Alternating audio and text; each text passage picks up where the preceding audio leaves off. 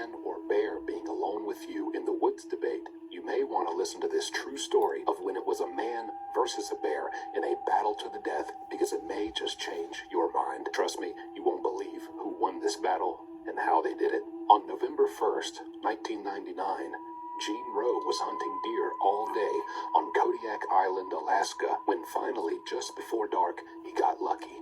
And so as he's skinning this freshly killed deer, he had no idea that he was about to go from the hunter to the prey. Now all Gene heard was this terrifying, deep, rumbling roar behind him.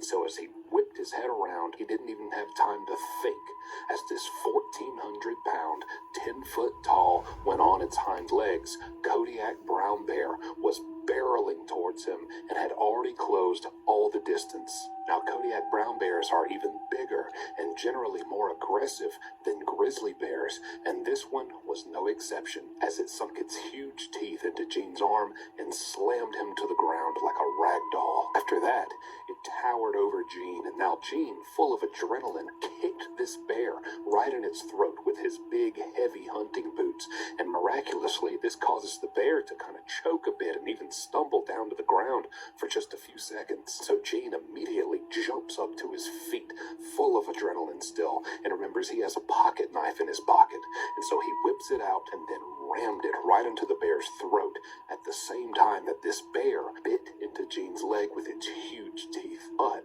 now that this bear's head was kind of turned down to get that bite on Gene's leg, Gene was able to raise that knife up high and slam it down again right into the bear's vertebrae, causing the bear to kind of lift its head up and back in pain. As it did, that open throat wound from that first knife hit Gene gave it just began spraying bear blood all over Gene, all in his face and all down his body. At this point, the knife is still stuck into the bear, and Gene had let go of it just during the commotion of this struggle.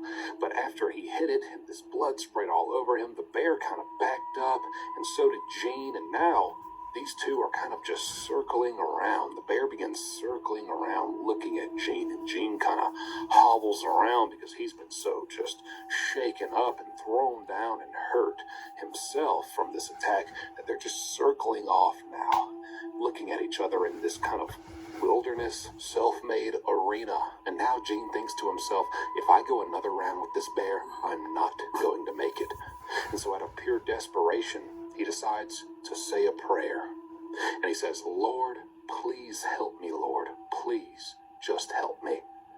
And somehow, after this short prayer, he gets filled with this incredible self-confidence and just surety in himself. And he decides, you know what? Let's go. And he actually says these words out loud. He says, come on, bear. I have the Lord on my side. And just as he says this, the bear lunges at him. And so this huge bear is lunging at him. And now at the same time still, Gene lunges towards the bear because he is so just in this fight, all or nothing at this point. And so Gene is cocked back with his good arm because his other arm at this point is just hanging on by a few shreds of torn meat. And he is rearing back, heading into this bear. This bear's heading into him, and somehow Gene connects right with this bear's snout, right in its nose, as hard as he can. In fact, he hit it so hard that all of his knuckles and his hand bones broke, and he would not be able to feel anything in his arm for hours after this. When he hit that bear, the bear incredibly was knocked unconscious and fell to the ground so hard that it even bounced a little. And at this point, Gene had fallen too, just from this crashing impact, and he gets up and hobbles over to this that he had not had any chance to get to prior to this moment, and he tries to figure out how to pick up this and cock it and work it with these two basically incapacitated arms and hands.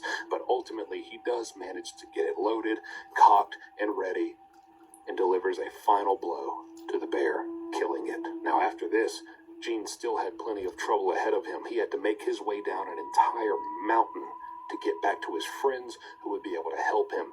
And he would say that at 3 different points during this climb down the mountain, this pain and agony is setting in from all his wounds and this adrenaline wearing off. He laid down 3 separate times and prayed to the Lord again to just simply take him from this earth, because he didn't think he could handle it. But he did, and he eventually made it back to his friend. They called for help, and he was flown to a hospital where he would later get 500 stitches and multiple reconstructive surgeries. Yeesh. Today, Gene still has some trouble extending and stretching one of his arms, but he also has the bear's skin pelt on his wall, as you can see here in this photo, as a reminder of the time he knocked out a 1,400-pound bear. Moral of the story, if you have God on your back, you can go toe to toe with bear and